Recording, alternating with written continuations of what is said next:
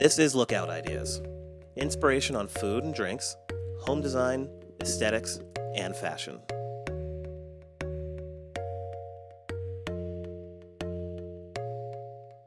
There are singles, couples, and even families who are opting to live in tiny homes and spend most of their lives traveling and exploring new areas. This way, they are relieved from the burden of paying heavy mortgages and house taxes. With a tiny home living lifestyle, you can save more and spend more on yourself. This is bringing a sense of freedom, especially in the younger generation.